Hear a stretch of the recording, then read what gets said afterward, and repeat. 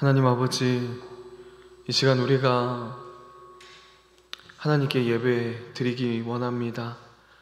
허울뿐인 그런 예배가 아니라 하나님이 받으시는 그 마음의 예배를 주님 올려드립니다. 하나님, 이 시간 우리와 함께 해주시고 듣는 마음을, 듣는 귀를 열어주시사 하나님 말씀 들을 때에 그 가운데 역사하여 주시옵소서. 감사합니다. 예수님의 이름으로 기도합니다. 아멘. 할렐루야. 아멘. 우리 서로 이렇게 인사 나누겠습니다. 마음으로 예배합시다. 네, 마음으로 예배합시다. 네, 반갑습니다, 여러분. 네, 오늘 하나님께서 우리에게 주신 말씀은 고린도후서 2장 14절에서 16절까지 말씀입니다.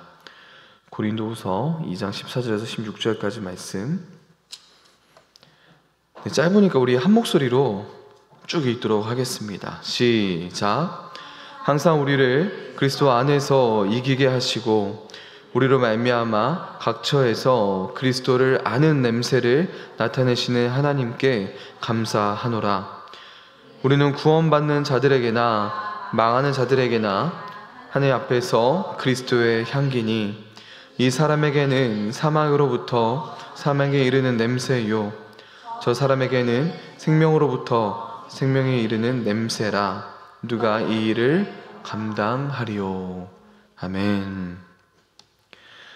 네, 오늘은 노예의 향기라는 제목으로 말씀 나누겠습니다. 여러분, 우리는 승리를 좋아합니다. 그렇죠? 이기는 것을 싫어하는 사람은 아마도 없을 거예요. 우리는 이기고 싶어 하지 지고 싶어 하지 않습니다. 기독교 서적들 중에 어떤 종류의 책이 많이 팔리는지만 봐도요, 우리가 얼마나 승리와 성공 그리고 번영을 좋아하는지 알 수 있습니다. 몇 년 전 우리나라에서 가장 많이 팔린 기독교 서적이 뭐냐면요, 바로 왕의 제정이라는 책입니다. 왕의 제정. 그 당시뿐만 아니라 아직도 많이 팔리고 있는 베스트셀러예요. 이 책은요, 거룩한 부자 성부론을 이야기합니다. 이 책뿐만 아니라 전 세계에서 가장 많이 팔리는 신학 서적들을 보면요, 긍정의 힘이나 왕의 제정 같은 책들이 베스트셀러라는 것을 우리는 확인할 수 있습니다. 정말 이름도 없고 빛도 없이 예수님을 위해 정말 인생을 바쳤던 사람들의 전기보다는 록펠러, 링컨, 워너메이커 같이 부와 명성을 얻은 사람들의 전기가 훨씬 더 많이 팔렸으며 지금도 팔리고 있습니다. 그 책들의 결론은 이거예요. 그들이 하나님을 잘 믿어서 부와 명예를 얻었다는 것입니다. 이렇게 그동안 기독교 안에 기복주의와 승리주의 그리고 번영주의가 팽배했고요, 지금도 마찬가지입니다. 고지론이라는 것도 있어요. 여러분, 고지론 들어보셨나요? 고지론? 우리 군대 다녀오신 분들은 아실 수도 있는데, 고지론이란 전투에서 고지를 점령해야 그 전투를 이기고 영토를 장악할 수 있다는 논리입니다. 즉, 기독교 안에서 고지론이 어떻게 이해되냐 하면요, 그리스도인이 세상을 변화시키기 위해 우리 사회 파워 집단의 장악, 즉 고지의 정복이 가장 우선되어야 한다는 것입니다. 제가 어렸을 때 캠프나 수련회 가면요, 이런 얘기를 많이 들었었어요. 그리스도인이 가장 공부도 잘해야 된다. 가장 성공해야 한다. 기독교가 문화를 점령해야 되고 기독교가 법조계, 의학계를 장악해야 된다 라는 얘기를 많이 들었습니다. 즉, 그리스도인이 의사, 변호사, 검사 등이 많이 되어야 복음이 더 효과적으로 잘 전파된다는 것이죠. 축구를 하더라도 최고가 돼야 그를 통해 복음이 전파된다는 것입니다. 그렇게 사회적으로 성공하는 그리스도인들이 점점 많아져야 그리스도인들이 세상을 변화시킬 수 있다는 것입니다. 그런데 여러분, 이게 맞습니까? 이것이 성경적일까요? 사실 기본적으로 기독교는요, 승리를 말하고 있습니다. 승리를 말하고 있는 것은 맞아요. 예수님 십자가에서 죄와 사망과 모든 악의 권세를 이기셨습니다. 그리고 궁극적으로 하나님께서 모든 악과 사탄을 이기시고 승리할 거예요. 그리고 하나님의 나라가 완전하게 세워지게 될 것입니다. 그러나 승리주의, 성공주의에서 말하는 승리와 성경에서 말하는 승리는 다른 차원에 서 있다는 거예요. 승리주의는 이렇게 말해요.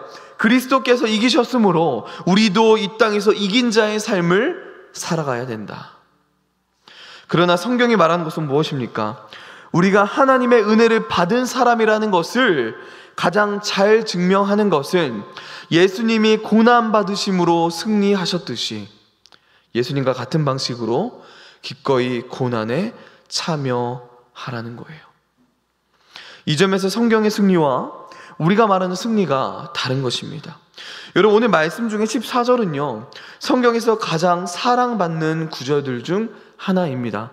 특히 승리주의, 성공주의가 가장 좋아하는 구절이에요. 우리 14절을 다시 한번 읽겠습니다. 시작. 항상 우리를 그리스도 안에서 이기게 하시고 우리로 말미암아 각 처에서 그리스도를 아는 냄새를 나타내시는 감사하노라. 여러분, 여기 이기게 하시고 라는 말 때문에 사랑을 많이 받는데요. 그런데 여러분, 여기에 번역의 문제가 좀 있습니다. 사실 오역까지는 아니고요, 의역을 한 것인데요, 이기게 하시고에 해당하는 헬라어가 드리암비오입니다. 이 드리암비오는 무엇을 가리키냐면 개선행진을 가리킵니다. 뭐라고요? 개선행진. 처음 들어보시는 분들도 있는 것 같아요. 14절은 세번역으로 다시 한번 읽어보겠습니다. 세번역으로 읽겠습니다. 시작. 그러나 그리스도의 개선 행렬에 언제나 우리를 참가시키시고 그리스도를 아는 지식의 향기를 어디에서나 우리를 통하여 풍기게 하시는 하나님께 감사를 드립니다. 여러분, 개선 행진이란 로마의 장군들이 전쟁터에서 승리하여 사로잡아온 수많은 포로들과 전리품들을 끌고 오면서 군중들에게 구경시키는 행진을 말합니다. 한마디로 승리의 세러모니라고 말할 수 있을 것 같아요. 좀 사진을 보여주실 수 있을까요? 사진? 네, 저게 바로 개선 행진입니다. 그렇죠? 이렇게 쭉 오고 가운데 포로들이 있고, 여기서는 나오지 않는데요, 각종 금은 보화들을 가득 싣고 또 이렇게 오는 것도 있습니다. 이게 바로 개선 행진이에요. 여러분, 전쟁에서 승리한 후에 많은 상처와 부상이 있었겠죠. 그런데 쇠사슬에 묶인 수많은 포로들과 금, 은, 보화들을 가득 싣고 도시로 들어오는 그 행렬을 상상해 보십시오. 사람들이 엄청 환호했겠죠, 그렇죠? 장군들과 병사들이 얼마나 뿌듯했을까요? 얼마나 그 승리를 만끽했겠습니까? 지금 사도 바울은요, 이 개선 행진을 염두하며 말하고 있다는 거예요. 이렇게 하나님께서 전쟁의 승리에 대한 결과인 이 개선 행진에 우리를 참가시킨다고 말하니까 번역자가 이기게 하시고 승리하게 하시고라고 번역을 한 것입니다. 그런데 여러분, 과연 이 해석이 맞을까요? 여러분, 이렇게 우리가 해석하는 이유가 무엇입니까? 우리는요, 우리 자신을 로마 군인이라고 생각하기 때문입니다.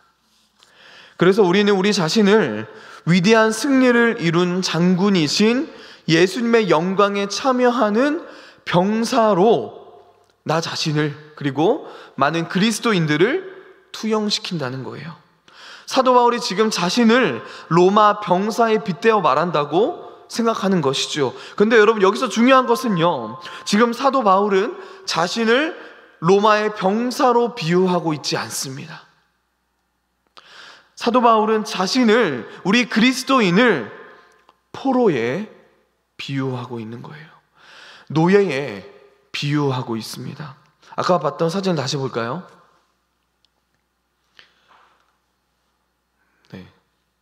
저희 가운데 있는 포로들이 있죠. 노예들이 있습니다. 지금 사도 바울은 저 사람들이 바로 나다, 저 포로들이 바로 그리스도인이다 라고 말하는 것입니다. 즉 14절 앞부분이 이렇게 번역되어야 합니다. 그리스도의 개선 행렬에 언제나 우리를 포로로, 노예로 참가시키시고. 이것은 저만의 생각이 아닙니다. 제 여러 성경 주석들을 찾아봤는데요, 바울이 자기 자신과 그리스도인들을 이 로마의 어떤 병사나 위대한 장군이 아니라 포로에 비유하고 있다고 해석하는 성서학자들이 훨씬 더 많았습니다. 여러분, 그 당시 결국 이 포로들은 어떻게 됐을까요? 개선 행진의 마지막에 죽임을 당하게 됩니다. 사실 포로들의 죽음이 개선 행진의 하이라이트였어요. 사도 바울은 자신을 여기에 비유하고 있는 것입니다. 승리한 병사가 아니라 바로 이 포로의 모습이, 그들의 삶이 그리스도인들에게 주어진 승리하는 삶이라고 말하고 있는 거예요. 역설적이죠. 우리는 우리의 고난을 통하여, 우리의 죽음을 통해서 그리스도를 알리고 결국 죽음을 통하여 그리스도의 승리에 동참하는 그런 존재라고 말하고 있는 것입니다. 이렇게 그리스도인은 예수 그리스도의 포로입니다. 예수 그리스도의 노예라는 거예요. 그런데 여러분, 이렇게 우리가 예수님의 포로라면 우리는 전에 어떤 존재였다는 것이죠? 사단의 노예였다는 것입니다. 죄의 노예였다는 거예요. 그런데 예수 그리스도께서 사단을 이기셨죠. 십자가에서 죽으심과 부활하심으로 죄를 이기셨습니다. 예수님이 그렇게 죄의 포로였던 우리를 예수님의 노예로 삼아 데리고 오신 거예요. 우리의 소속이 바뀐 것입니다. 그런데 여러분, 원래대로라면, 원래의 개선 행진이었다면 그 노예들의 끝이 뭐라고요? 죽음이요. 죽어야 됩니다. 그러나 하나님께서는 우리를 그냥 죽게 내버려 두지 않으셨다는 거예요. 하나님께서 죄의 노예였던 우리를 예수 그리스도의 노예로 삼아 주셨습니다. 근데 여러분, 하나님 거기서 멈추지 않으셨어요. 하나님 거기서 멈추지 않으시고 더 나아가 그 포로들을 하나님의 자녀로 삼아 주셨습니다. 이것이 은혜이죠. 여러분, 이것은 말도 안 되는 일입니다. 여기까지는 우리가 생각할 수 있을 것 같아요. 어떤 사람이 그 포로를 자신의 노예로 받아들여서 그에게 선을 베풀고 잘 대해주는 것까지는 우리가 상상해 볼 수 있지 않을까요? 그런데 여러분, 이 노예들을 나의 노예로 삼은 것뿐만 아니라 나의 자녀로 삼았다. 이건 정말 말도 안 되는 일인 것입니다. 그런데 여러분, 이 일을 누가 하셨다고요? 하나님이요. 사단의 노예였던 저와 여러분을 하나님의 자녀로 삼아 주셨다는 것입니다. 사도 바울은 이어서 이 그리스도인들이 그리스도의 향기를 나타낸다고 말하고 있어요. 그렇다면 그리스도인이 나타내는 향기는 어떤 향기였을까요? 우리 14절, 15절을 함께 읽겠습니다. 시작. 항상 우리를 그리스도 안에서 이기게 하시고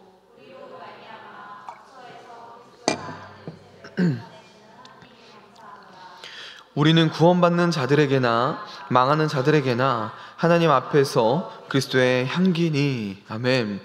여러분, 그동안 우리는 우리 자신을 이 개선행진의 병사로 생각했기에 오늘 말씀에서 사도 바울이 말하는 그리스도의 향기, 그리스도의 냄새도 잘못 이해하고 있었습니다.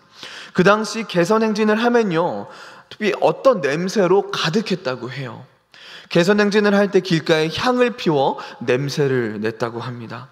즉, 황제와 군중들은 시각적으로만 승리를 만끽한 것이 아니라 후각을 통해서도 승리를 만끽했다는 것이죠.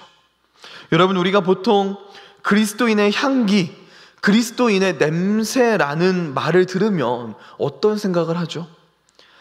우리가 시작할 때 나눈 것처럼 삶의 각처에서 전문가가 되어 또는 최고가 되어 또는 우수한 자가 되어 복음을 드러내는 것을 생각했을 것입니다. 여러분, 우리는요, 내가 만약에 배우가 되어 대상, 적어도 조연상이라도 받아야 이 모든 영광을 하나님께 돌립니다 라고 말하는 것이 그리스도의 향기를 나타내는 것으로 생각하진 않았습니까? 내가 의사, 변호사, 검사가 되어서 회사의 임원이 되어서 어떤 분야의 최고의 전문가가 되어서 그곳에서 예수님에 대해 말하고 복음을 전하는 자가 될 때 그리스도의 향기를 나타낸다고 생각하지 않았냐는 거예요. 왜 그렇습니까? 우리가 복음을 오해하고 있었기 때문입니다. 시작 부분에서 함께 나눈 것처럼 우리는 복음을 통해 복을 받아서 승리하여 그리스도를 더 잘 나타낼 수 있다고 생각하기 때문이에요. 여러분, 오늘 말씀의 개선행진의 병사들처럼 위대한 전투에서 승리하여 군중들의 환호와 함께 집으로 돌아와 영광을 누리는 자로 우리 자신을, 그리스도인들을 생각하기 때문입니다. 그러나 우리는 이제 알죠. 바울은, 그리스도인은, 저와 여러분은 그 개선행진의 포로라는 것을요, 우리 모두가 노예라는 것을 이제 알았다고요. 그렇다면 여러분, 그 노예가 풍기는 향기는 어떤 향기일까요? 사랑하는 여러분, 그리스도인은 승리와 성취와 성공을 통해서가 아니라 우리의 약함과 우리의 죽음을 통해 향기를 나타내는 존재라는 사실을 기억하시기 바랍니다. 우리가 멋진 병사, 멋진 군인으로서 냄새를 풍기는 것이 아니라 결박당한 노예로서, 즉 약함과 죽음을 통해 그리스도의 향기를 풍긴다는 거예요. 여러분, 노예는요, 멋있어야 하지 않습니다. 우리는 멋있어야 하고 우리가 사람들 앞에서 주목을 받아야 할 대상이 아니라는 것입니다. 여러분, 노예는 개선행진을 통해 이렇게 선포하는 것입니다. 나는 예수님의 포로입니다. 그리스도와 나를 정복했습니다. 예수님이 나를 이기셨습니다. 나는 그리스도께 항복했습니다. 나는 그에게 붙잡혔습니다. 라는 고백이에요. 이것이 노예가 풍기는 향기라는 것입니다. 다른 말로 예수 그리스도가 나의 주인이라는 사실을 삶을 통해 나타내는 것이 노예가 풍기는 향기라는 거예요. 여러분, 아무리 우리가 위대하고 우리가 아무리 훌륭해도요, 우리는 결국 그리스도께 붙잡혔으며 그분께 항복한 존재이며 이제는 우리의 인생과 목숨과 모든 것이 예수님께 달려있다는 사실을 드러낼 수 있다면 이것이야말로 사도 바울이 말하고 있는 그리스도를 아는 냄새를 나타내는 방식이라는 것입니다. 여러분, 하나님은 자격을 갖춘 자를 찾지 않으세요. 하나님은 자격을 갖추고 미래가 유명한 자를 찾지 않으신다는 거예요. 우리가 그리스도와 함께 개선행진의 선두마차에 타고 있다고 느낄 때가 아니라 우리가 그리스도의 포로가 되어 끌려가고 있는 존재임을 인식할 때, 그리스도께서 내 인생을 이기셨고 포로로 잡으셨다고 철저하게 우리가 인식할 때 우리는 비로소 예수님을 아는 냄새를 각처에서 나타내게 되는 것입니다. 그런데 여러분, 이 향기가 두 가지 반응을 나타낸다고 하죠. 우리 16절을 함께 읽겠습니다. 시작. 이 사람에게는 사망으로부터 사망에 이르는 냄새요, 저 사람에게는 생명으로부터 생명에 이르는 냄새라. 누가 이 일을 감당하리요? 말씀 전하는 직분자와 복음이 가진 두 가지 효과를 말하고 있는 것입니다. 같은 복음이 회개하는 사람에게는 구원의 메시지가 되고 회개하지 않는 사람에게는 멸망의 메시지라는 것입니다. 이렇게 노예의 향기는 사람을 두 그룹으로 나눈다는 거예요. 여러분, 그리스도인과 아닌 사람의 차이가 무엇인지 아십니까? 바로 누구를 섬기냐의 차이입니다. 주인이 다르다는 거예요. 이 세상의 모든 사람은요, 돈이 주인이지 않습니까? 평안과 안전이 주인이에요. 인정받는 것, 명예와 유명세가 주인입니다. 쾌락이 주인이라고요. 그런데 근본적으로 돈, 평안과 안전, 명예와 유명세, 쾌락의 목적이 무엇입니까? 나의 만족을 위한 것입니다. 그렇죠? 즉 사실은 내가 나의 주인인 거예요. 이 세상에는 예수가 자신의 주인인 사람과 내가 나의 주인인 사람으로 나뉜다는 것입니다. 그리스도인은 예수님의 노예입니다. 그리스도인은 예수님을 나의 주인으로 모시며 그분의 다스림을 받으며 살아가는 그런 존재라는 거예요. 사랑하는 여러분, 값싼 은혜를 드러낼 뿐인 승리주의의 환상에 사로잡히지 마십시오. 그리고 노예답게 행동하고 노예답게 처신하는 우리 모두가 되길 바랍니다. 여러분, 노예답게 말하십시오. 노예다운 삶을 사시기 바랍니다. 그렇게 하나님을 섬기고 그분을 영화롭게 하도록 우리는 부르심을 받았습니다. 여러분이 지금 살아가는 삶 자체가 영광스럽다는 사실을 기억하라는 거예요.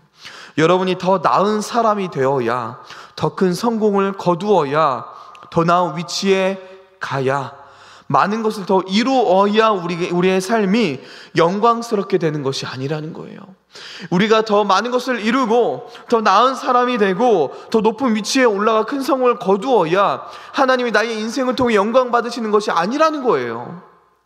하나님이 어떻게 예수 그리스도를 통해 영광 받으셨습니까? 예수님의 고난과 죽음을 통해서 영광 받으셨잖아요. 여러분, 하나님이 여러분을 통해 언제 영광 받으십니까? 여러분의 약함, 여러분이 넘어질 때, 여러분의 실패를 통해 영광 받으신다고요. 여러분이 약할 때 그 약함을 가지고 하나님께 가는 거예요. 여러분이 실패할 때 일어나 하나님을 붙잡게 되는 것입니다. 세상은 약함을 조롱하죠. 우리가 자소서를 쓰면요, 약함은 최대한 가리고 나의 강점은 나타내지 않습니까?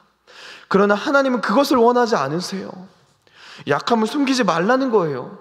내 약함을 마주할 때 나는 약하지만 하나님은 강하시다는 이 사실을 붙잡으라는 것입니다. 내 힘으로는 할 수는 없지만 하나님이 나의 주인이시기에 내가 너 이끌고 가겠다는 그 약속을 붙잡으라는 거예요. 여러분, 그런 사람이 하나님을 영화롭게 할 수 있는 것입니다. 내가 무엇인가를 이루어야, 내가 더 나은 위치에 가야 하나님께서 영광 받으시는 게 아닙니다.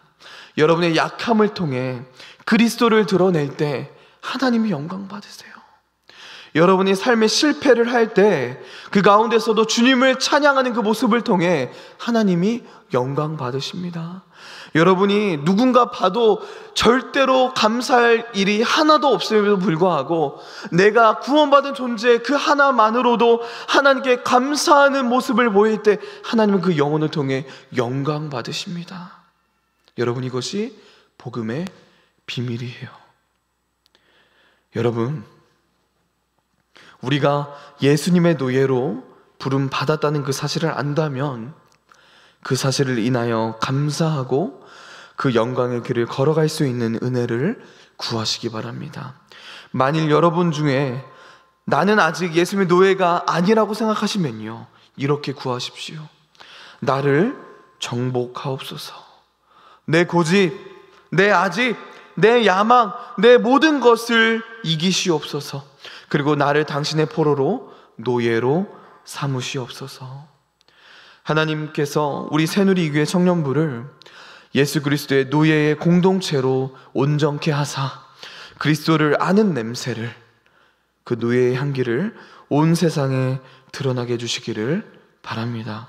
가정에서, 직장에서, 학교에서, 교회에서 이 노예의 향기를 나타내며 살아가는 저와 여러분 되길 소망합니다. 우리 함께 기도하기 전에 이 찬양을 불렀으면 좋겠습니다.